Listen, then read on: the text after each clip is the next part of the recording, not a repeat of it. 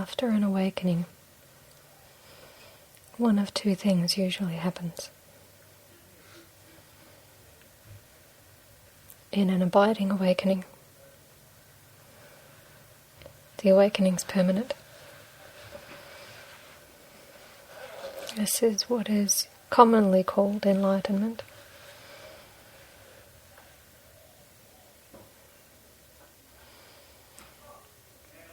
More often is a non-abiding awakening,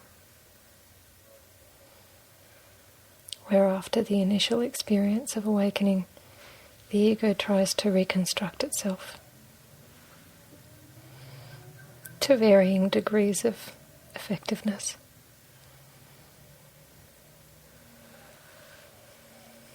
This can be extremely confusing. It's like trying to boot up in two different systems. For people who know PC, it's like trying to run Windows and Linux at the same time. It just doesn't work. What is revealed to us in an awakening doesn't integrate with life as ego.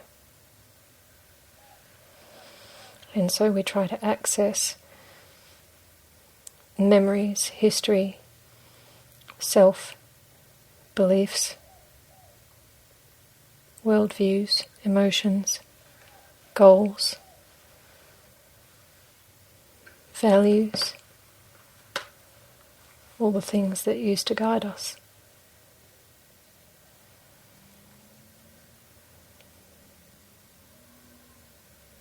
And it's a little like trying to access a Windows program from within Linux.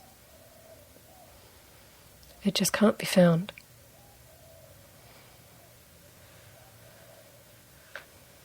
So many people, prior to their first awakening, come in saying, "Oh, I'd like to keep this belief. Can I take this one through with me?" And quite often, especially in the Buddhist teachings, awakening is referred to as the fire of truth. Truth being the ultimate, unified being the fire of truth. It burns everything. Everything that is not truth gets left behind. This can be extremely disorientating.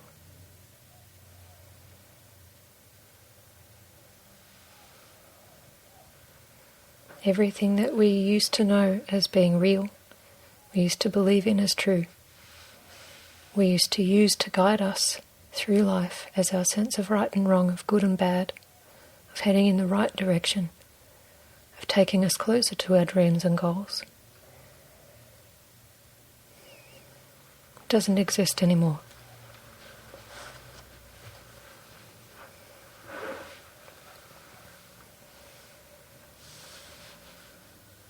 The natural instinct is to search for what replaces them. Are there new beliefs, new values, new worldviews, new goals, new dreams,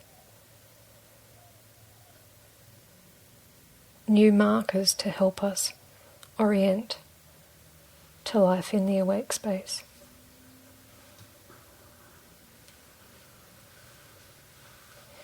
The danger in seeking these things is that the mind can quite easily grasp at the concept of oneness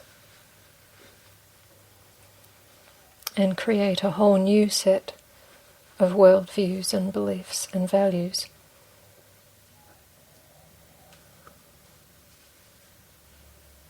To replace the ones that ego used to use.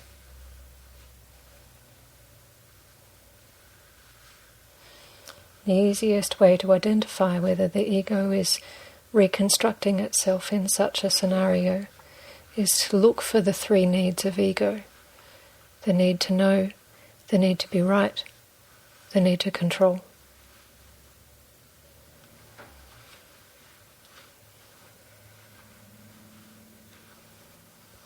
If we think we know what awakening is.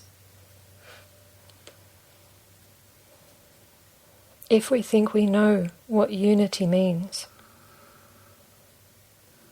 if we think our worldviews coming from a space of unity and oneness are right, and that duality is somehow wrong,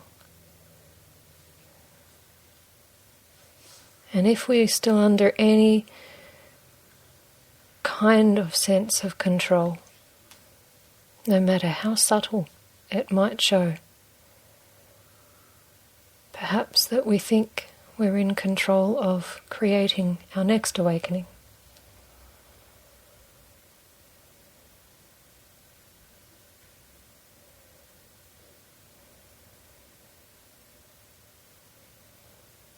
They're the signs of ego.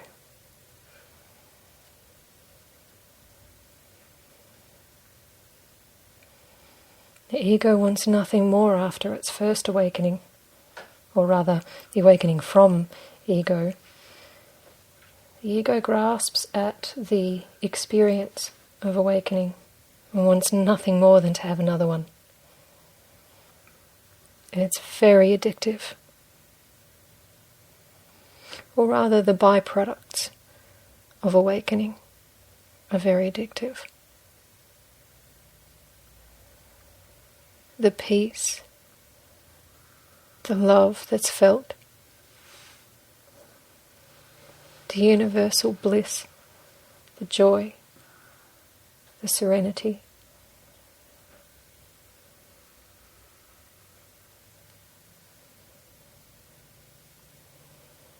the freedom,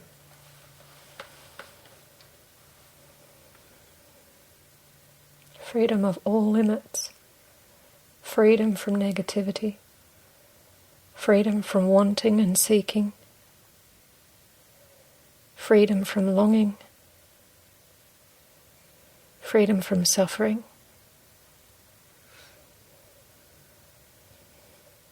freedom from thoughts at times,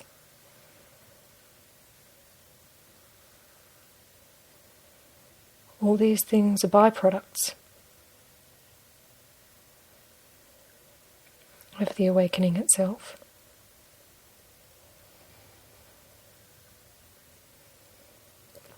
The danger is the awakening and the byproducts of the awakening happen concurrently and are easily confused as being the same thing.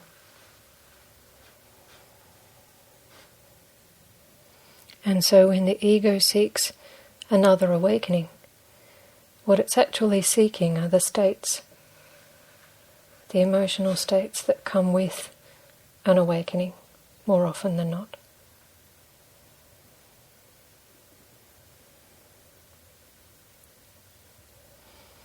The danger in seeking another experience is that we put ourselves back on the wheel of wanting.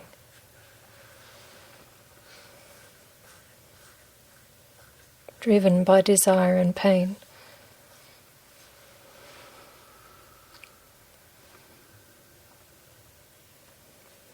As with all experiences, the experience of awakening is only temporary.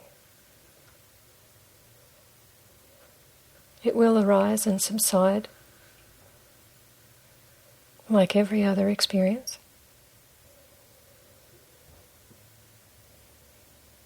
And so we cling to the memory of an experience of awakening, and we think that all awakening must look like that, must feel like that.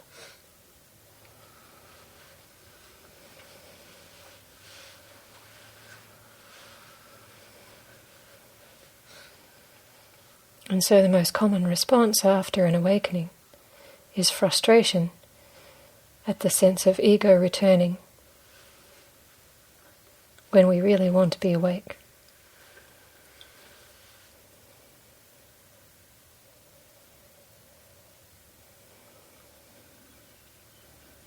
So what if we have no idea what awake looks like, what it feels like, how it plays out?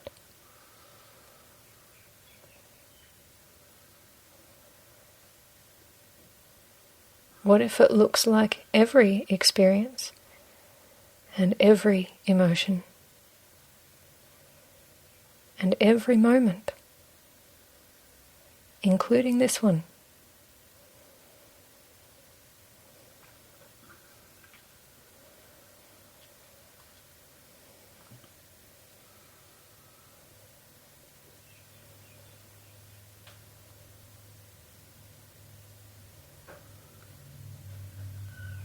It's a little like falling in love is to love.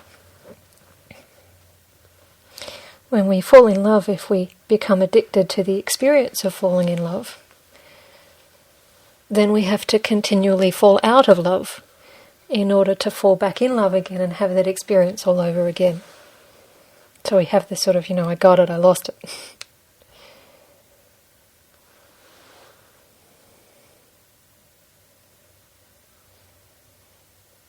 Love, however, is more like the undercurrent to that experience. It's knowing that even amidst an argument with a partner or a child, you still love them with all your heart. And so the experience becomes a little more like the wave on an ocean. And no matter what's arising in the experience, whether it's anger or sadness or pain, frustration, beneath that there is love. There is always love.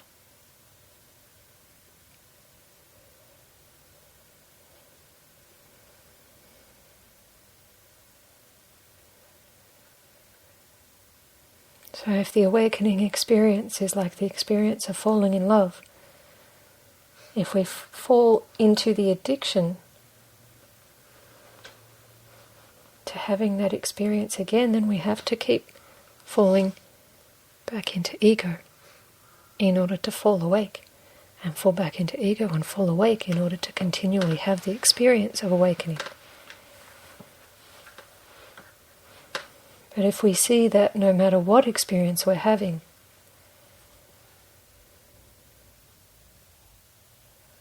underneath all of the experiences, within all of the experiences, we are the infinite awakeness.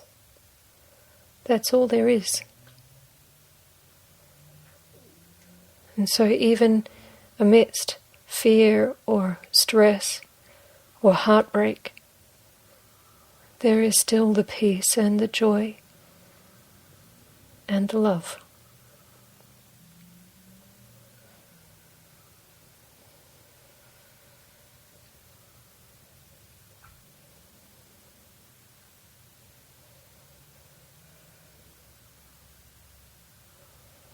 It's often referred to as the stateless state, meaning that all states arise within what we are.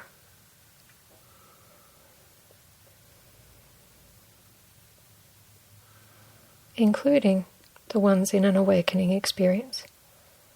The peace, the love, the serenity, the unity, elation, absence of fear altogether.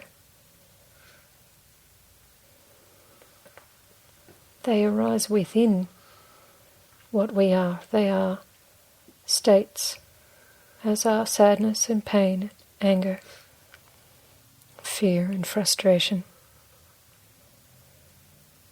guilt, shame, resentment, confusion.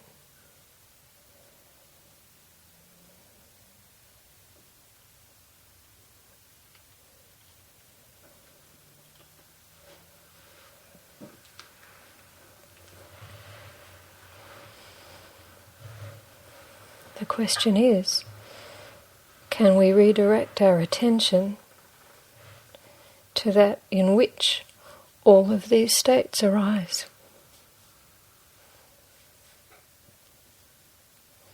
We're so focused on experience and what's happening out there, or in here, or in here.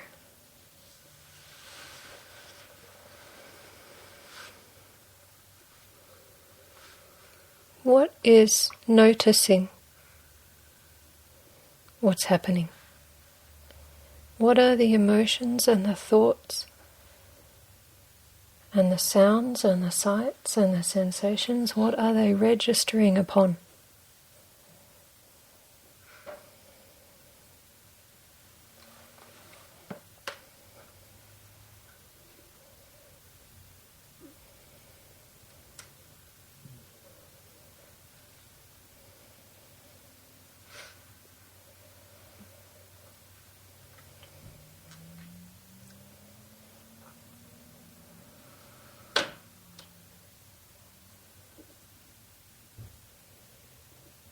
The more we practice redirecting our attention to what that is, essentially acting as the container in which all things occur,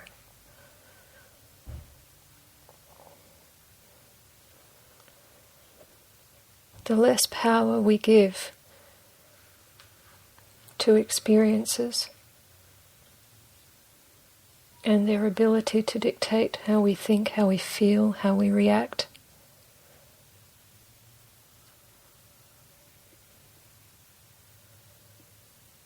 And we become what's usually called non-attached. We're not attached to an outcome. We're not attached to an experience.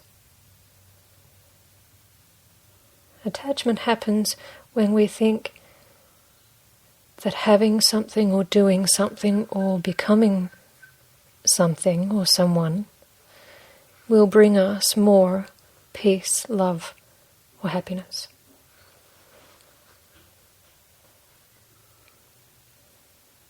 And so it is with awakenings. We tell ourselves that we will be happier, that this moment will somehow be better.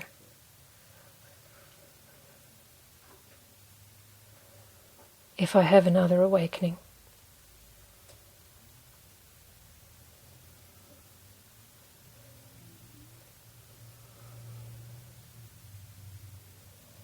The moment we have that thought, we're back in ego, wanting, striving, seeking, attached to an outcome of an event, to having or being or doing something other than what's happening in the now. That somehow, in some way, this moment could be better than it is. Or that we could be better than we are right now.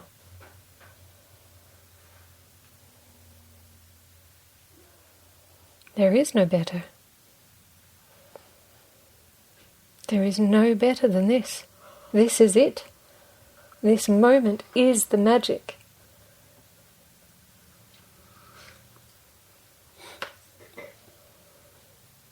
The moment will never be better than this, just as it will never be worse. And we will never be better than we are right now, just as we will never be worse. Better and worse are perceptions. They don't need an event or a belonging or a state in order to change. Perception can shift right now in this moment.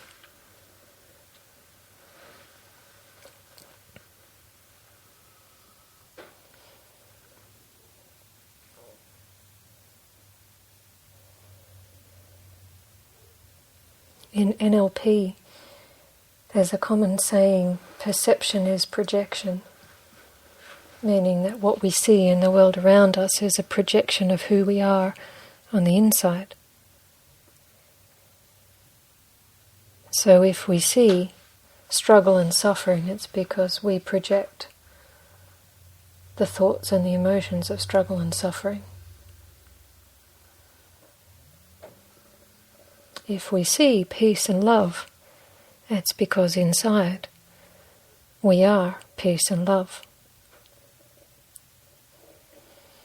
To some degree this is true.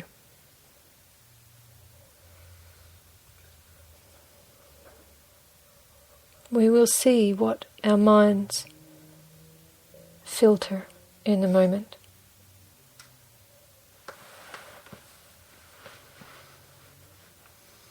Only until the mind is no longer used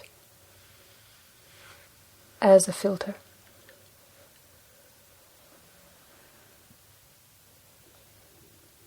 Everything is infinitely present right here and now. Infinitely present.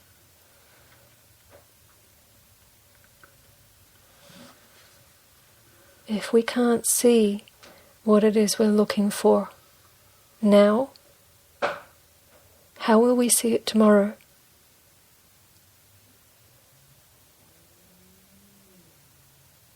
If we can't see peace in this moment, how will we see it in the next?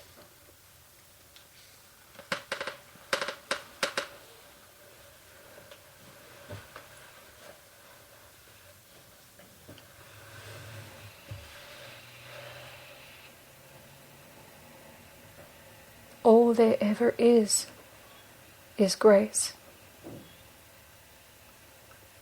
Grace is the spontaneous unfolding of life, moment by moment. No grand design, no plan, no thinking ahead of this present moment. Spontaneous. Moment by moment it can change.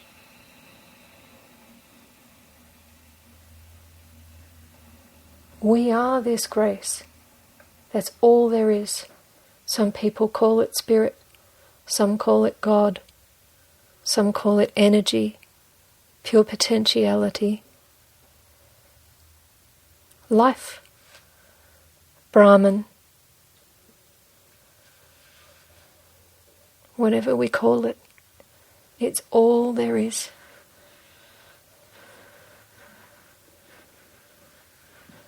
Everything we look at, everything we touch,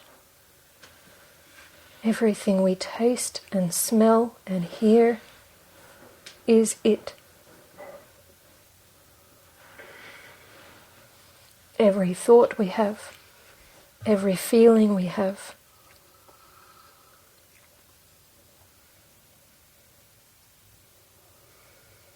every sensation we have in the body, everything is it.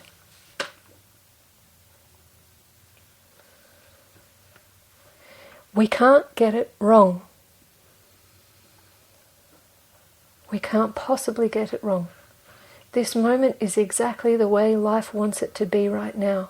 If it wanted it to be anything different, it would be different.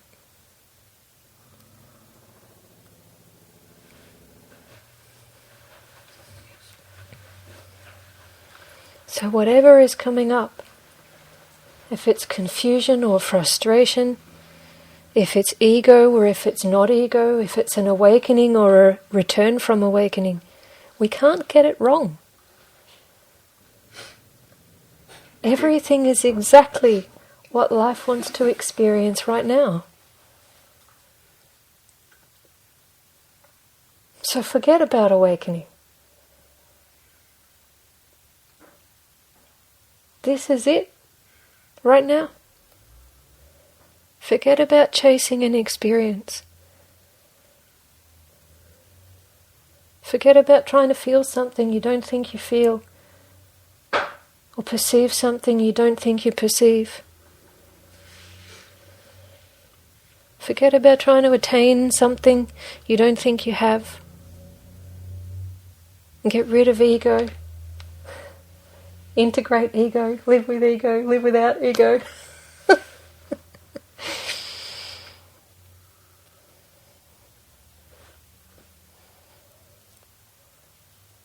That's all assuming that we have control over the present experience.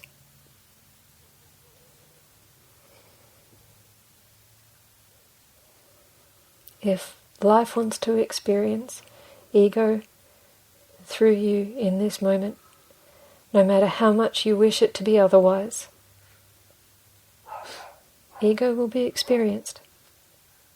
And it is an experience. It's just something we do. It's conditioned pattern thinking. The moment we forget to run the program, ego stops temporarily. A few seconds, few minutes maybe. In an awakening it might be hours, days, months, years, or even a lifetime.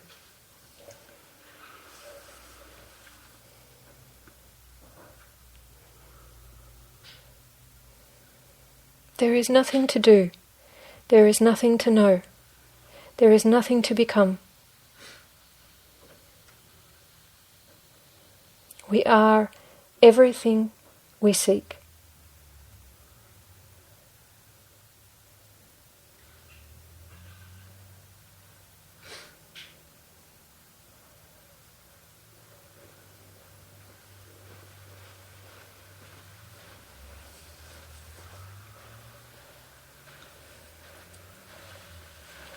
So relax and enjoy yourself.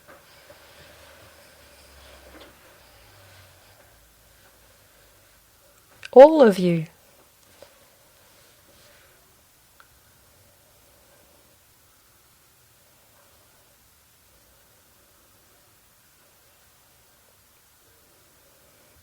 And should the awakening occur in this or any other moment,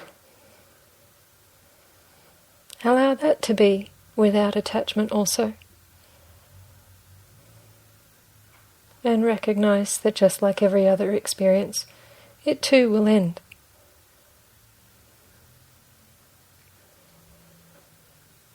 And let it not matter.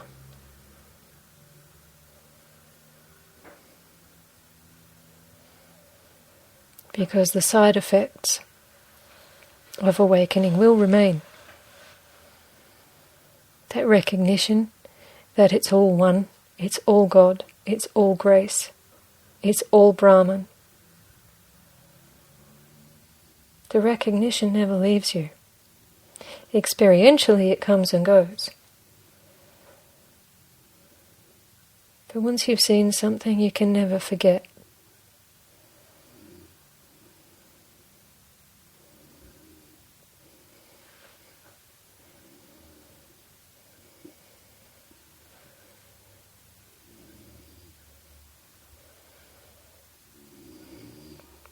So there is nothing to do. Let go of trying.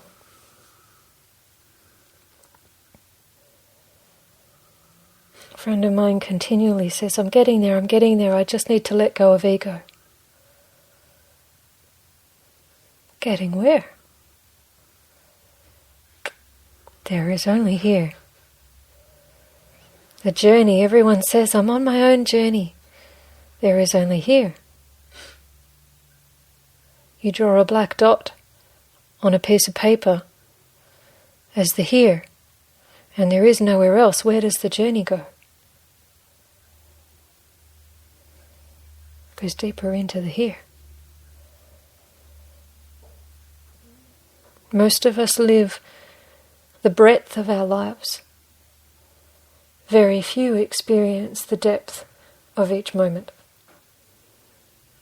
And when we can be fully and wholly in the now, not thinking of what needs to be done, not thinking of the next moment, not waiting for something, not hoping for something to be better. And we experience the absolute magic of this moment, and we're wholly and fully present to this experience right now. We experience a fullness that very few people ever are blessed with experiencing.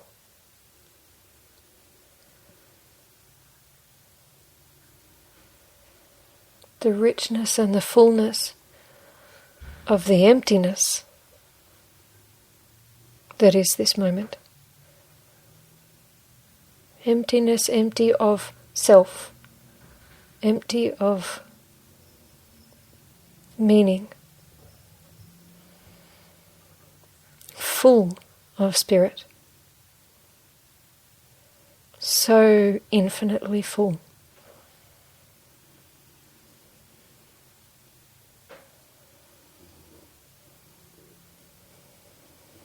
So when we hold the perception that there's something we need to do before awakening can occur, that's the ego holding on. Holding on to its own existence. It's natural self-preservation.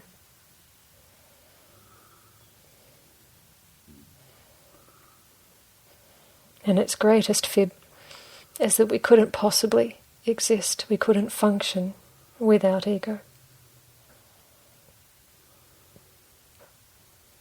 And so when we say we're trying to let go of ego, what does it mean when we say we're trying to let go?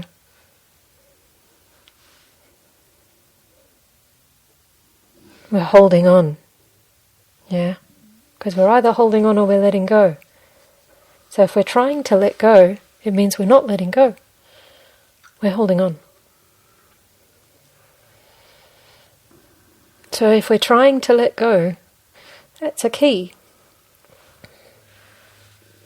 Whatever we're doing is not working in letting go, so do the opposite.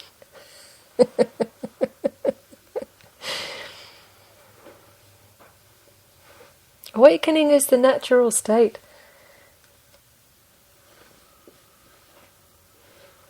So when people come asking all the time, how do I awaken? Well, first of all, the I doesn't awaken. The I is left behind in awakening. So the part of you that's asking doesn't get what it's asking for.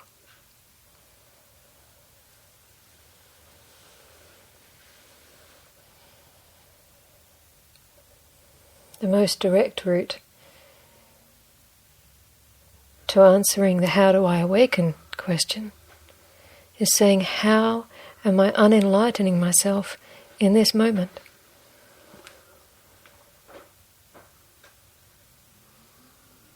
How am I unenlightening myself in this moment? If awake is the natural state, how am I not awake right now?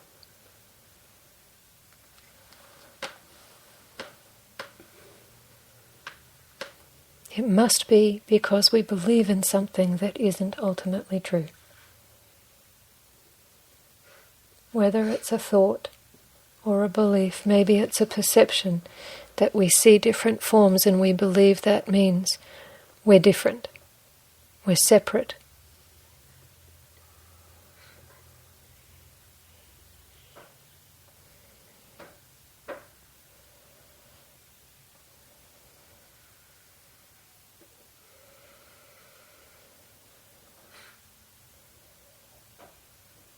When we stop trying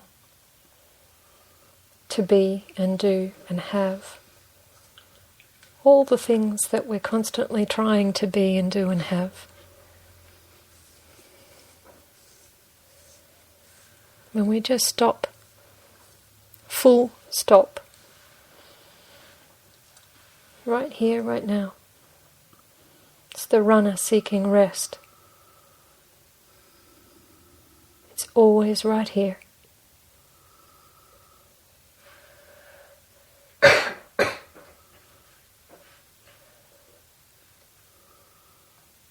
It's what we already are. There's nothing for me to give to you. There's nothing for me to teach you. There's nothing that you need to learn. There's nothing you need to know. There's nothing you need to do. You already are what you're seeking.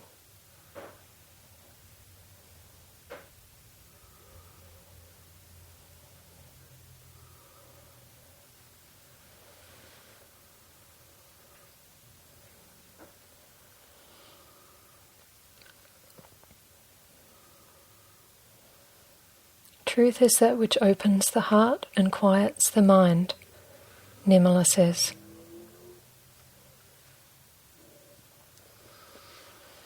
Anything that busies the mind and closes the heart is not truth. Judgments, fears, anxieties,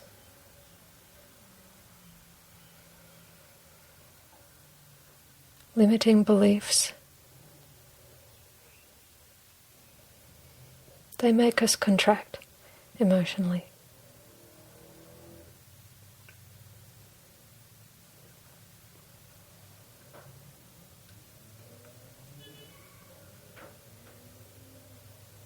In any given moment, we can choose to act from unity or division.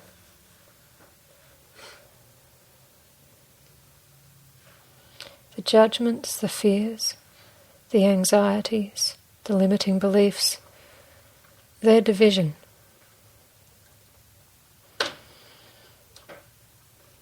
The conflict between head and heart, if emotion is saying one thing and thought is saying another, that is also division.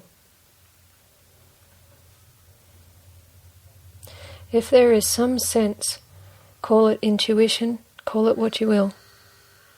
If there is some sense and the thought is going against that sense, that is division.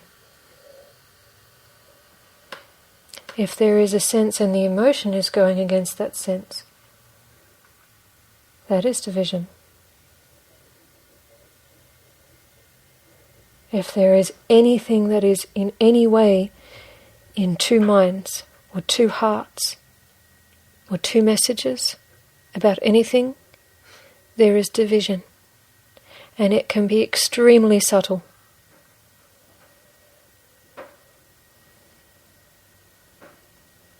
There will be one path, one choice, one movement that feels completely unified and completely congruous in any moment.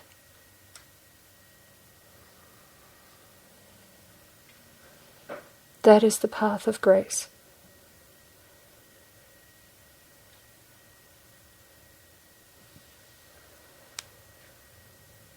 And so when asked, how do I make a decision these days?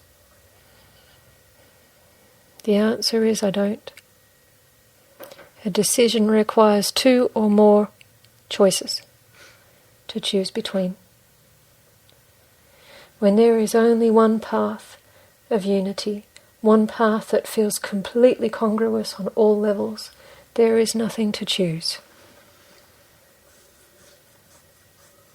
It is simply a matter of, do I surrender myself enough to the flow of life and grace in this moment to follow that sense of unity? Do I surrender what I think should be happening? Do I surrender what I wish to be happening?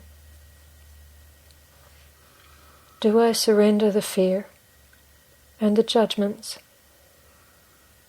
the anger, the sadness, the love, the peace? Do I give up even the things that feel good in order to do what feels true?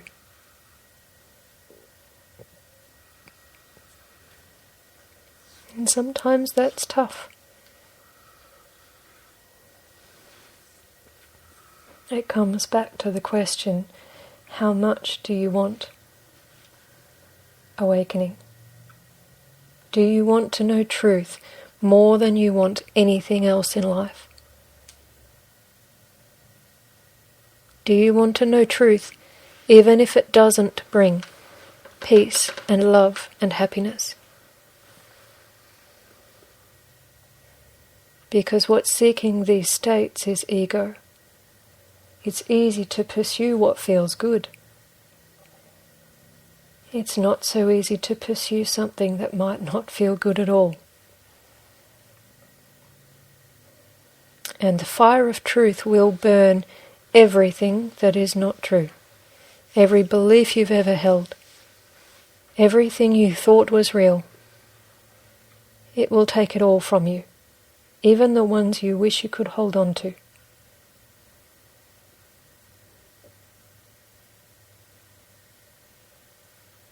So with the peace and joy and love. Also comes loss.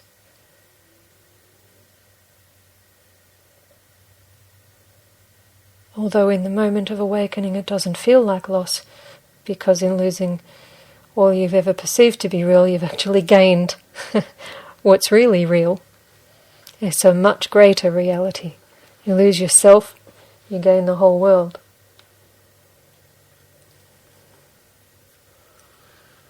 The aftermath, however, can feel like you've lost the things you didn't want to lose.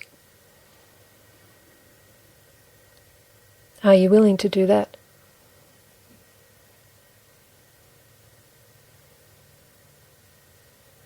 Are you willing to be in a space where it's difficult to communicate with other people?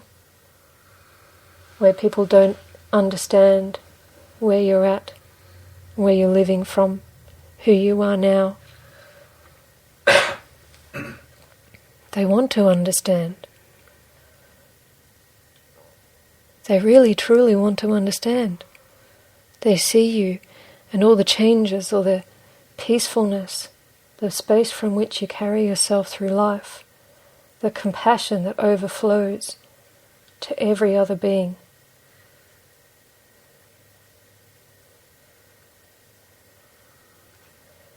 And it's the mind grasping at something it will never understand. It can't possibly understand what lies beyond the mind.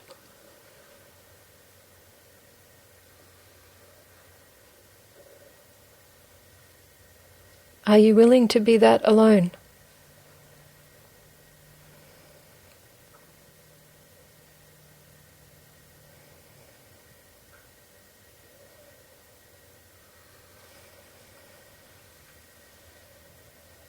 And the contradiction, as always, seems to be the case in non-dual teachings. Is the moment we language something, it has an opposite. What we perceive to be aloneness from ego would be perceived as something empty.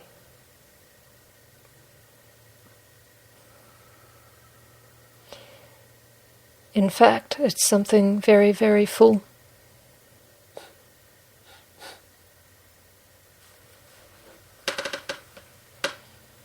The aloneness on an interpersonal level sometimes aches.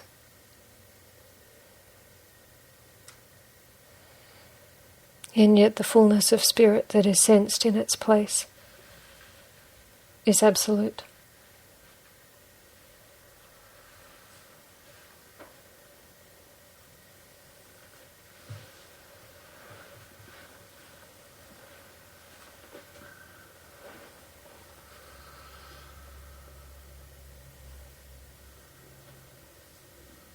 We need to be willing to surrender everything we think we are, everything we think life is.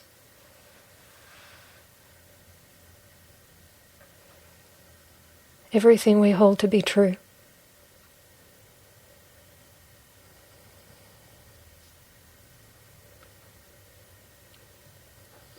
And as terrifying as this is to mind, to ego,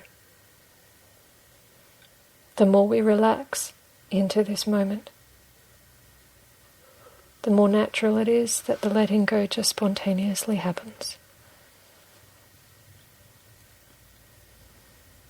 So instead of trying to force a letting go, instead of trying to force a getting rid of ego, or a surrender, or an awakening, instead of trying to change the thoughts and emotions that come up in the moment, accept instead. Accept with love. Infinite love and gratitude to everything that is. It's easy to do in the pleasurable moments, a little harder in the painful ones.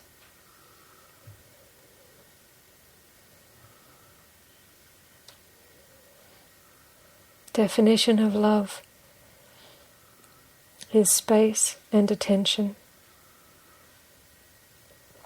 When we love someone, we give them attention and also the space to be who they truly are.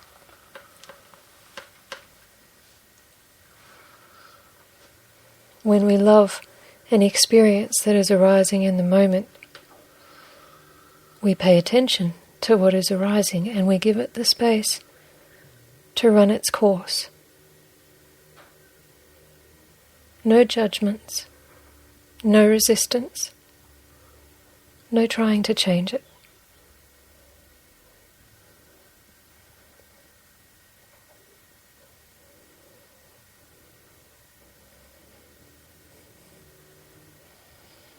See if you can practice love this week to everything that arises. Pay attention to what is arising and allow it the space to do whatever it needs to do. No resistance, no trying to change anything.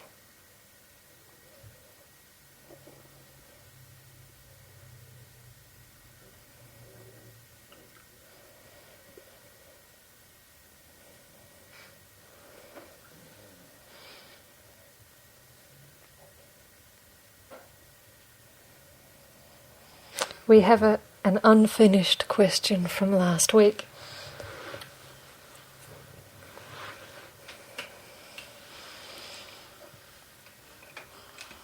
I think it's more an unfinished answer. Okay. The question was there last week. Okay. Just the answer needs finishing. I just quickly before we... I wasn't here, so I need to know the question. The question was,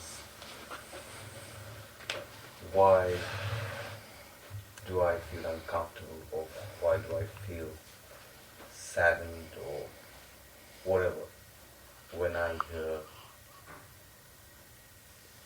somebody's heartbreak story or somebody that's having what I perceive as some sort of problem in life, whether it's medical, financial, or whatever. If someone comes to me and tells me their plight or their problem, why does my heart sink and why do I feel? Because you have empathy with them.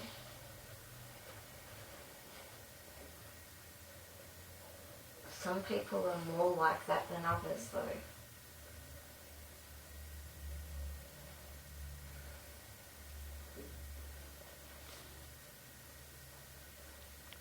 David, what would happen if you perceived that the experiences your friends are currently experiencing were absolutely divinely perfect?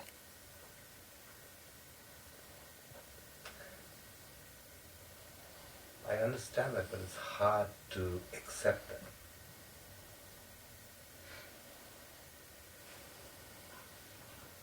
Because?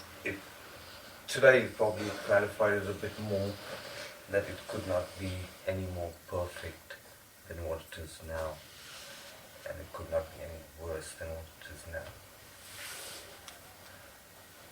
So we have progressed from last week, and things are a bit more clearer to me today.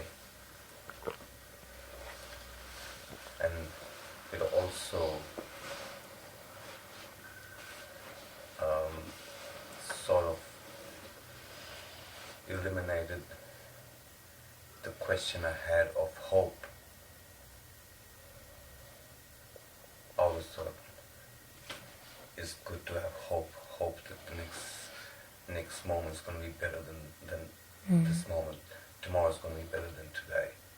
Next month is going to be better than this month. All of that's based on a presupposition that there's something wrong with this moment. Yeah. I mean, now I believe that at this moment, if this moment was meant to be any better, it would have been better. There is no better. And this There is is the perfect moment. Yeah. There is no better or worse. That's a mental judgment, that the concept of a good and a bad is something that only the mind imposes. So that something could be better or worse is based on what we perceive to be good or bad in any given moment.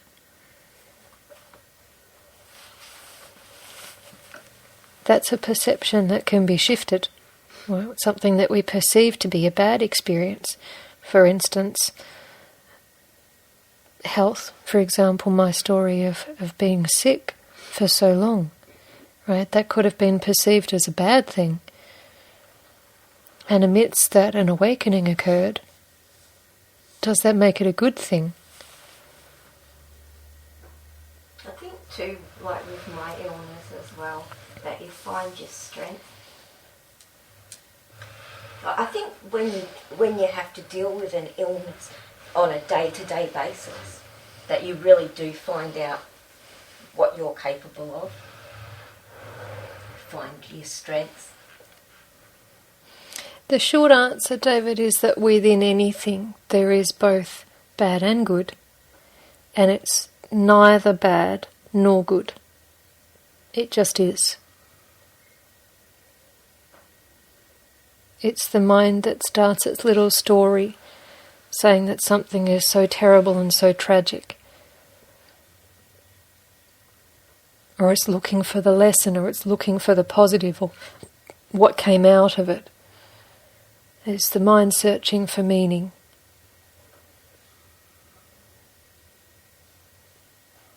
But to explain that to someone, that's the way it is hard, because, I mean, thankfully I'm not in that situation.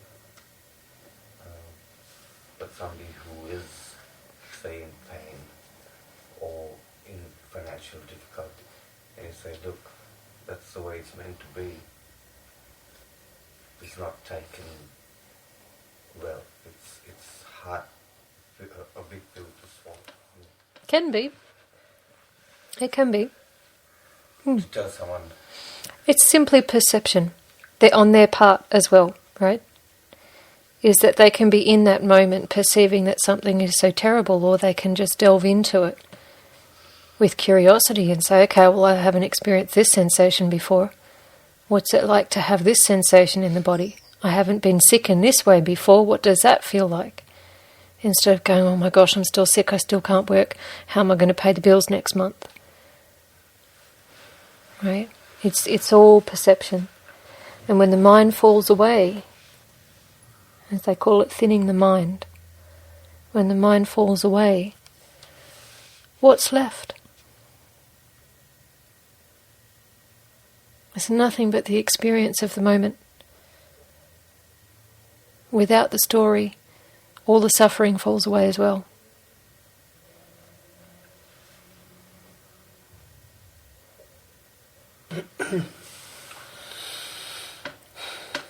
I think too that the people that are sick and are dealing with it, they come to accept it. That what is it is. It's quite often the people around them. Some do and not don't. Well, it's quite often the people around them saying, you know, have you got a diagnosis yet? What are you doing? Are you doing the treatment? Are you seeing a Western doctor? Are you going to a natural therapist?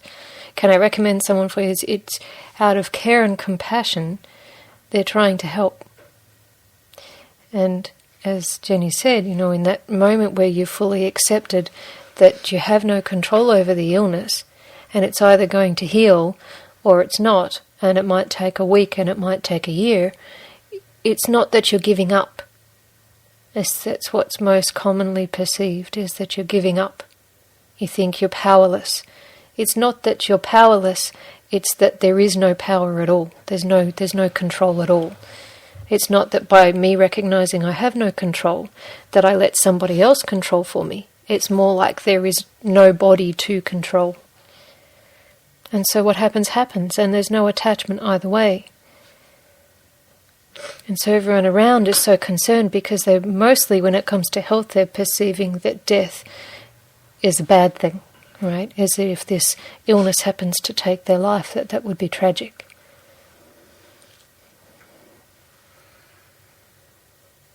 What if it's not bad at all? What if it's not good either, but just know there is no bad or good? I actually don't understand why people fear death. I've just never, ever. Now these people that, the 3 cases that I named last week, they haven't even got that far as thinking what that. What my problem is, how can I make them feel better about the situation? I understand. What makes you think you need to? Because I don't like to see anyone suffer. Suffering is a byproduct of mind. My closest friend growing up, she died just 2 days after her 38th birthday. And every day I went to hospital because she wanted me there. I'd go every day. Some days we would just sit there and hold hands for hours. Not have to say anything. You don't have to say anything. If you're there, you're there. That's all you need to do. That is supporting someone. That's showing someone that you care. That's doing all the things that you're trying to say that you can't say. And if you're feeling sorry for them, even if they're finding their own strength, you're projecting your that you're feeling sorry for them, so they can't find the strength. So if you're strong in yourself, you carry that strength for them. It's their fight to fight. You can't do it. But it's in a lot of instances, it's like I feel their pain. Yeah, you're taking on their pain. That's it. You're taking on their pain. Even without taking on their pain, I just straight away I just feel. Yeah. It's empathy. Yeah. Yeah, you have an empathy. There's nothing wrong with that at all. Just don't get involved.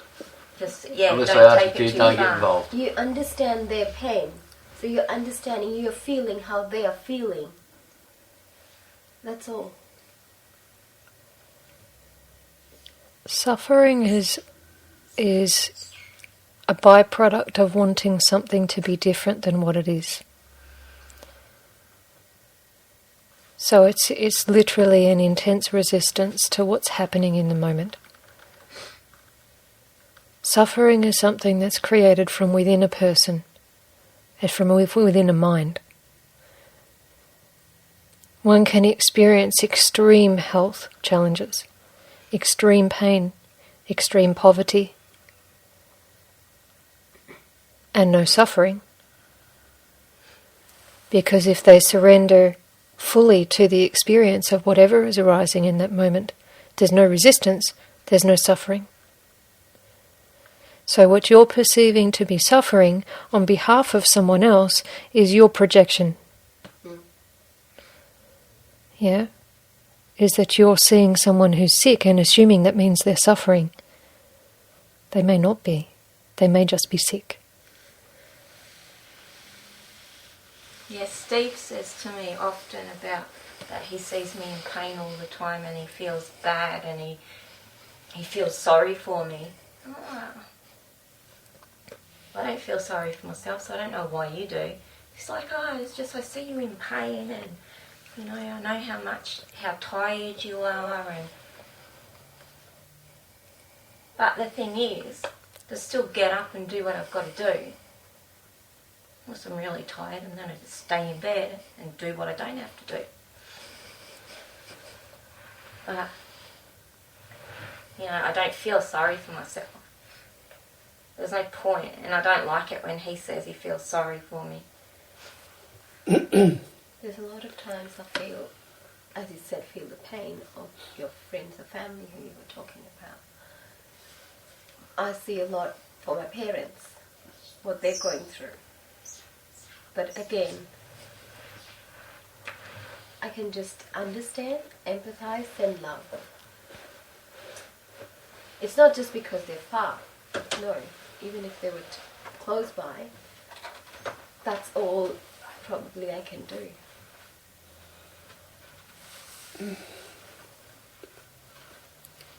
You're here Maybe you want to know more, or you feel good here, whatever your reason, or no reason to be here.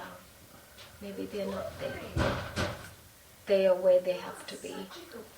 That's all.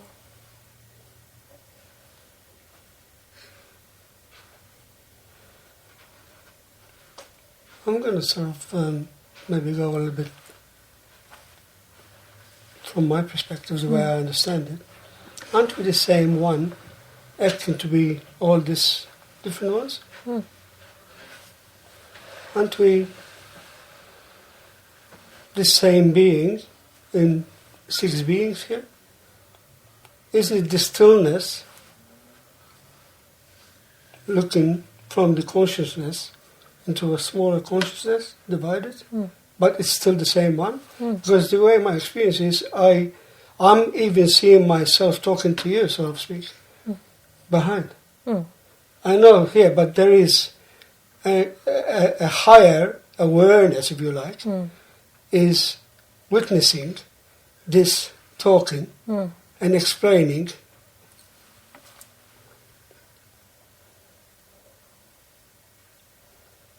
Like I said, I haven't been sort of, I've been keeping this quiet, but that's the way, I understand it. It's like there is no yesterday and there's no tomorrow. It's only now, like you said. It's only now. There is no yesterday and there's no tomorrow. It's only mind. This is all mind. Everything in here is just mind. It is just simply mind. Because when I had the experience, I had no feelings. There was nobody. This was gone, absolutely gone. I was invisible. I know this, but yet again, I was aware that this was invisible. I was aware there was no this. But I was aware that this was, it's when I felt, I was going into, not that I went, I felt myself into the light. And that's it. I was in the light. And just, there was that moment forward. I didn't travel from here to there. I was there. Just that. And that. That's it. That's it.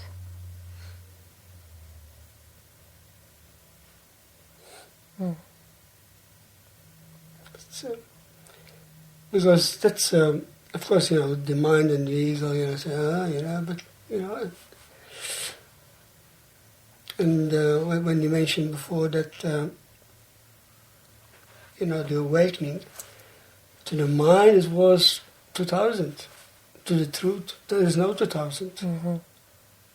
But to explain it to Minds. to happen through the mind, I have to say it wasn't 2000. And I have to say that's what happened. But in reality, now, it's no 2000. There's no 2002, 2003, 2014, or 5000. That doesn't exist. Only for the mind. In the mind realm. Past and future are imagination. Because, with my awareness, I have to, one thing, not I have to, that's not the right words to use, but I choose to in that moment. Because my car lifts up and I'm traveling, I don't feel nothing, and I don't go, And at first I used to sort of, the mind was questioning what is going on. Why I'm elevating in my car. Why, this is the mind going on. But the truth is, there's no elevation, it's just happening. It just is. It's just isness. But the mind is receiving that benefit, if you like, that love and that pleasure of it, which is interpreted that way. Which is a beautiful thing for the mind. It's very nice for the mind. It's beautiful.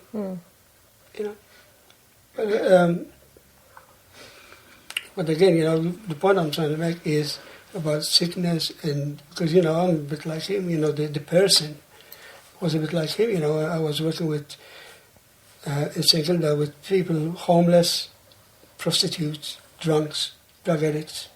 It's their journey. It's their journey of the actor.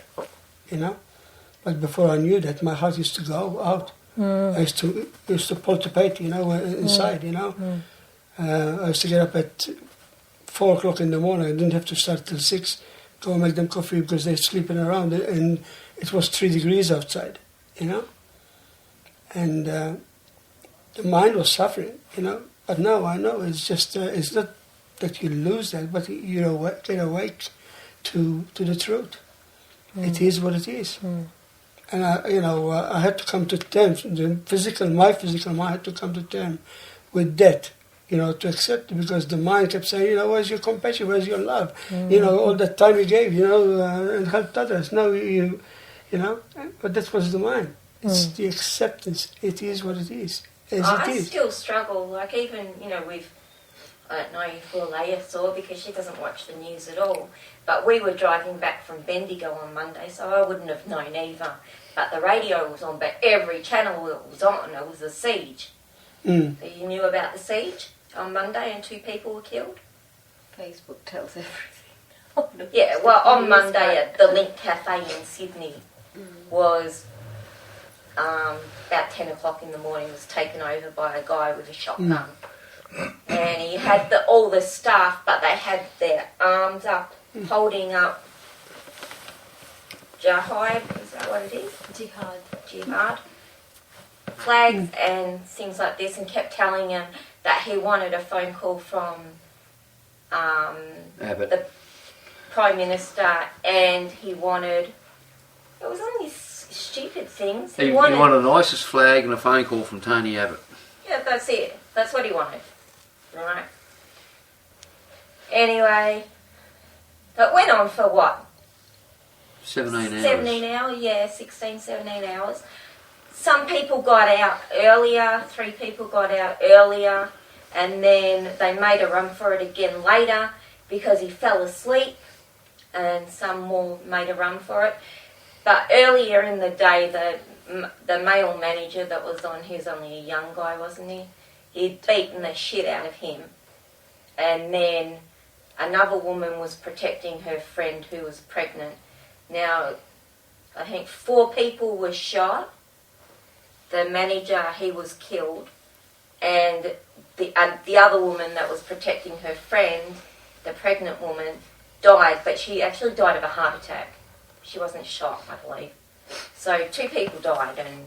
And watching that has been really hard for me. I looked at some of that, and I knew it was the acting. I know this sounds, you're pushing away, but I know it's the body, the mind is just the actor. Yeah. It's the actor of the one. And it was meant to be. It was meant to be. The old Charlie, well, the woman I would obviously have... had a heart condition because she had a heart attack, so, Yeah. and she was only 38. Yes. So at some point she would have had that heart attack. Yes. And the way I thought of it too was, there's a bad guy and there's a hero. Yes. And both of them died, which pretty much... Yeah. So did you also The villain and the read hero. about I'll Ride With You? I'll Ride With You? How the Aussies responded? Yeah. So had that not occurred, that wouldn't have happened either. there was so much so compassion because he after was... that. Yeah. That's Because right. he The was That's right. Aussies Muslim. decided that they would ride with the cultural people who are dressed as Muslims or whatever to protect them so they are not hurt. So that was such a beautiful response. Like, instead of fighting against Yes. what we perceive negative, Because providing he was positive energy, Muslim. helping. But he wasn't even accepted by his So own I would church. still not see that as a bad incident.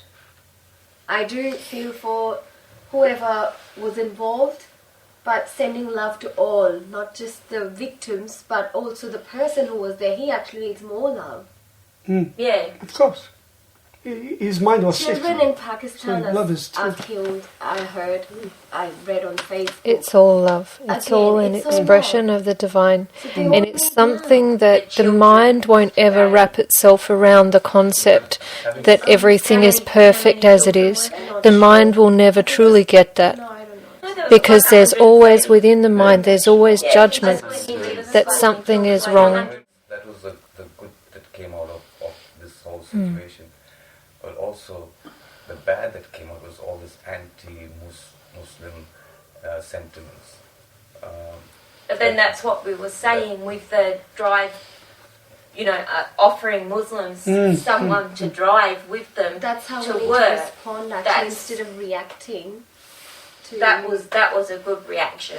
Yeah. What happens in the normally- experience of it is that it's even the ability, that the capability to attach a meaning of good and bad ceases to arise.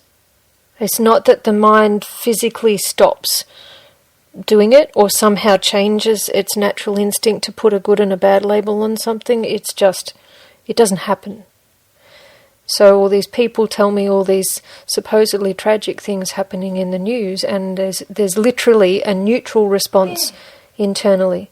There's not I don't think, oh my gosh, that's so terrible, and I also don't think, well, something good's bound to come of it, right? There's literally a non-response. And for me, I have an emotional response where I just burst into tears. Even though I'm not thinking one way or the other, it's like I can feel their emotions, which is what I'm guessing that you say, Dave. I find it, It's the emotional side of things. Yeah, it does Maybe. take That's why I practice. don't I would watch the say news. for me it was Probably practice. I'm a very emotional person because, Every time, yeah. as I said, I saw the good, the support that came for the victims and the whole situation. And I also saw the anger and the hatred that came against what had happened. And I didn't like the anger, hatred part of it. See, So on that's on where the news judgment coming comes back up. From Bendigo, we listened to 3 hours of Judgment people came ringing in, and the whole because time, it wasn't most people were saying that we directed- need to remember this. directed We don't need at to, the person that enforce took those people hostage. a whole The whole anger and the country of judgment came people because of one of person. this aspersion that all Muslims are the same. Hmm. And But do you recognise that that is a judgment, right? That there's something bad about that, and it shouldn't be happening. I feel that it was Right. like that I with this. deleted So- 2 people off my Facebook because I just didn't feel comfortable associating with people that had those kinds of perception. Sure. Compassion will always remain. Compassion is the only thing that remains. The judgment will fall away that there's something bad or wrong about that experience, that there's something bad or wrong about the way people are talking about it and treating people, and the judgments of different religions and things like that. All the judgments fall away. Compassion remains. Yeah, and I actually saw no difference between them and the person that they labeled a terrorist. Because there was no compassion at all. It's all the experience that life wants to have in this moment. And that's one of the things that mind can't possibly wrap itself around, because it's constantly making judgments that there's something wrong with that happening. This shouldn't be happening. Right? The moment, it can be very, very, very subtle. That little, there's somewhere in the back of nowhere, and it's almost silent, it's so subtle, that just says that shouldn't be happening. The moment that's there, there's the presupposition that there's something wrong with the moment and it should be playing out differently. This is exactly what life wants in this moment. Exactly what life wants. And how I came to terms with that, it took me a while, but on my 40th birthday, one of my girlfriends, her daughter, who I used to look after all the time, Hannah, collapsed and died. She's 12 years old. And it turned out that she had appendicitis. And so I found that really hard. I couldn't even go to her funeral. And then her half-sister, who lived with my girlfriend at the time, went to visit her mum, who she hadn't seen since she was 12. And her mum dragged her in the door, pushed her boyfriend down the steps and stabbed her 37 times and then set her on fire. Her sister was already dead in bed and she killed the brother at the same time and killed herself. So it was a triple murder suicide. Now she hadn't seen the girl for 8 years or something. And he told her, now there's no court cases, you can come and visit. Your brother and your sister want to see you. There's no court cases, you can come. And legally there's nothing they can do. So she'd set that up. She'd rang on and off for weeks, trying to organise a date. So that whole time, that's what she had been planning to do. That was all it was about, was she had planned for months to kill her kids. On a certain day, she had the petrol in the house waiting. She had the knives set up. And I couldn't come to terms with that a mother could do that to their own child. But not just to do it, it wasn't an argument. She had planned it, not one, but 3 children. And then killed herself. And then last year my brother hung himself. And that, again, like, why? I don't think this is directly addressing David's question anymore. No, but I'm anymore. just saying, but at the end of the day, I can look back on him and now and see that at the time I didn't deal with it. It took me a long time, but by the 3rd one, when my brother committed suicide, like for the first 2 weeks it was why, and then I was like, you know what? It doesn't matter why, he did it. I just need to accept that and move on. And that's what it ultimately came down to, being able to accept something, see it for what it is, and then move on, because otherwise you could be stuck in that moment for a long time. So David, when you said you deleted your friends off Facebook, so were they posting comments, something that you didn't like? Or yeah. So if they were your friends or even anyone, so what was stopping you from accepting how they were, whatever they were posting? No, I accept. I mean, I respect. Everyone's entitled to their opinions. It just wasn't sitting right with me. I mean, their ideology or their opinion or their views weren't matching mine. I mean, I look at everything with compassion. I look at everything with love. I even have had compassion for the person that they label a terrorist. I don't like labeling anybody with anything. I mean, I would still refer to him as a human being. What labels people put on him, that's their prerogative and, right, whatever. He obviously was in an unfortunate situation, which resulted in a lot of pain and eventually death for 2 people. But at the end of the day, I still feel he obviously lacked love and compassion in his life and understanding, and has become this hateful person that, Not necessarily. That's also a projection, David. Right? It's based on the assumption that the act was carried out of hatred. What if it wasn't? How would you see it? I mean, why would somebody want to...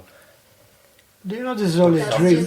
Putting logic. This whole thing is only a dream. That was my point, that you can't... You just have to accept that that's what it was. I accept it. It's just that I can't... It's just the infinite at play. It's the infinite at play. It's life wanting to experience itself in all possible manifestations, all possible situations, all possible emotions, all possible physical experiences. This is one of the things the mind won't grasp, because it can't understand how everything can be perfect when there's a judgment that crime, that stabbings, that death, that terror, that fear, that terrorism is bad or wrong somehow, right? There's the mind is always going to put its judgment in there, saying it shouldn't be this way. Because you just can't get your head around it. Just know it's a dream. The more you get it, If you are in here, the more you don't get it. you should be thinking now, or not thinking, you should be knowing that this is a dream. You are dreaming this. Who you really are. Who you really are, you are dreaming. You don't really exist. I'm sorry about You that. know, for sure. Go. You don't really exist. I went through the experience, when I disappeared, I said, wow.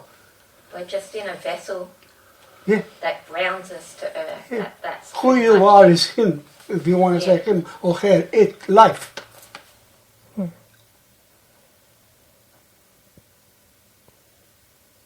You are everything. Not just one thing. You are everything. Sorry. Oh, Just, absolutely. Absolutely.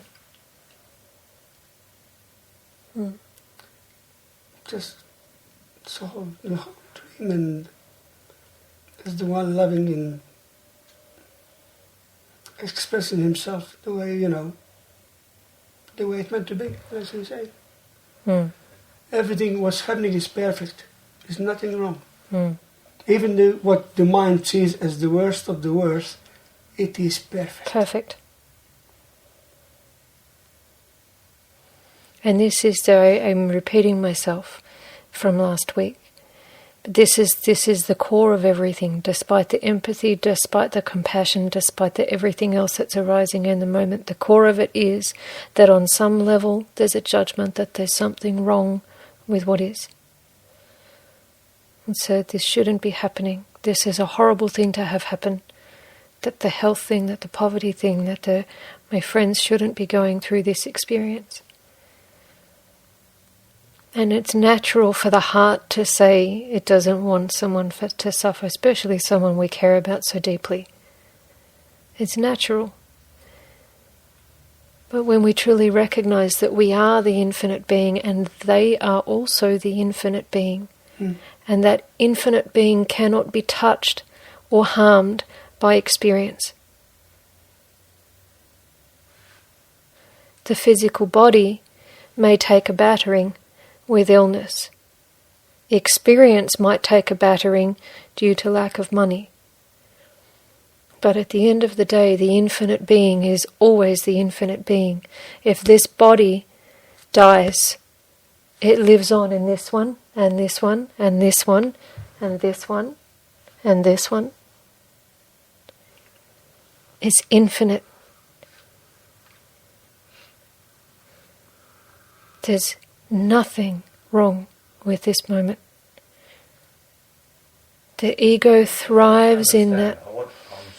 I'm struggling to come Maybe to for a terms little with. bit, just let go of trying to understand and just think for your mind. That's what my practice was, if that helps. Okay, for a little bit, how about if I don't think about it?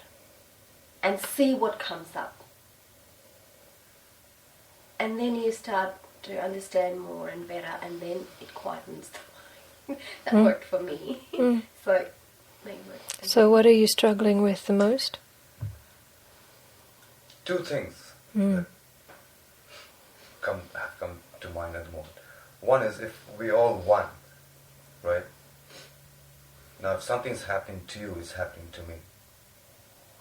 Hostage situation, I'm a hostage as well. If we're all in that oneness frame of mind. And maybe that's where I feel empathy and I feel pain because of that oneness. Secondly, as Charlie said, you are everything. Who's you? You is I. I is the infinite. Yes, that There is that no we I. have to differentiate. If there's no I, then there's no you. That's true. Linguistically, we still refer, it's for a convenience thing. Yes. It's a linguistic, there's no substance behind it. It's like referring to this incense smoke and this incense smoke. Right? There's nothing solid.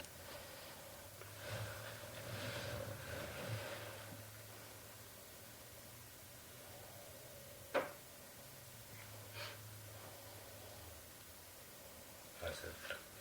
How I was talking to my mind some time ago was, as the comments say, we are not the wave, but we are the ocean.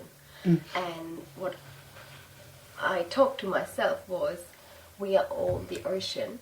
We are the drops of that ocean, whole and complete in itself. But it's just that it's this drop, this drop, this drop, but it's just the ocean. It's just one. And we have just given names to David, Lilea, Charlie, and One- us. No, I can relate to what Lilia said earlier on, is the point of falling in love, falling out of love. At the same time, you're loving. So to appreciate love, you have to fall out of love. Is that what you were trying to say before? When If we're addicted to falling in love, we need to fall out of love in order to have the experience of falling back in love again. Love, however, is not the same all the time as falling still in love. loving. And that probably makes a lot of sense to me, is to appreciate something, you have to fall into this zone here to appreciate something that's happening there.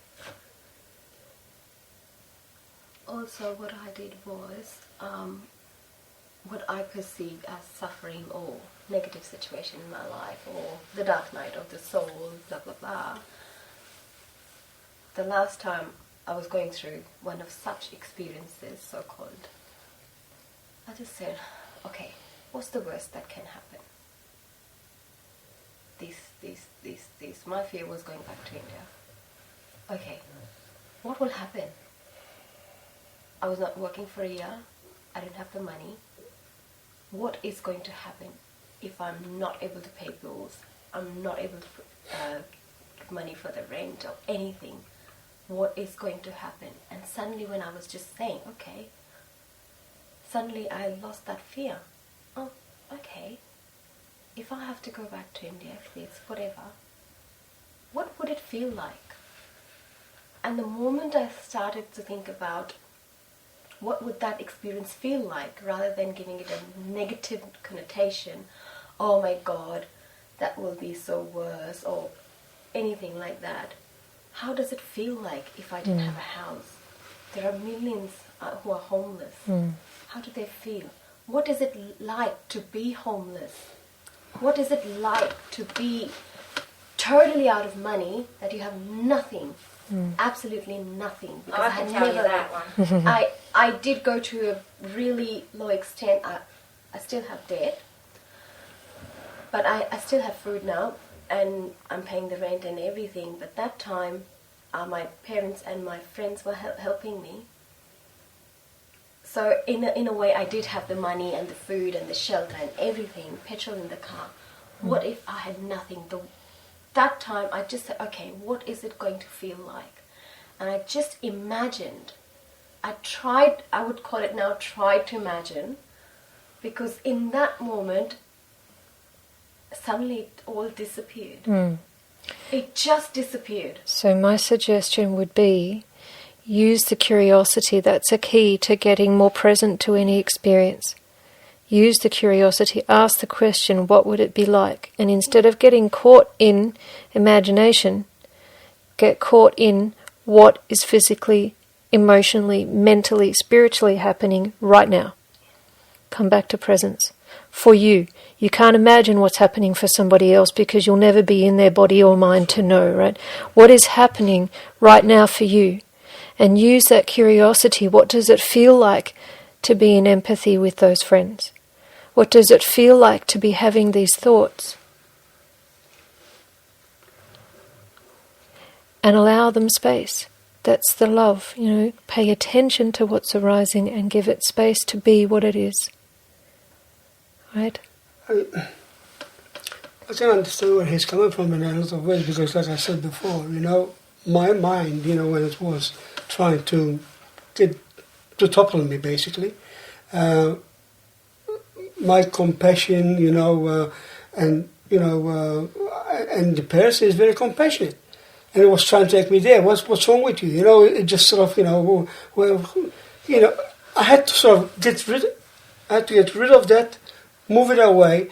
Almost, I had to be arrogant, in understanding, to fall into the true love, because my love, out of compassion towards, I was trying to change a situation which was meant to be. There was a situation, it was meant to be in that moment, but my compassion was trying to change that, was trying to overpower it. Can you understand where I'm coming from? You can't That's the fix point I other made. people's problems either. Fair enough. And that's the point, or the question I asked last Wednesday. Does this position of now and letting go and just accepting desensitize you in a way? Not at all.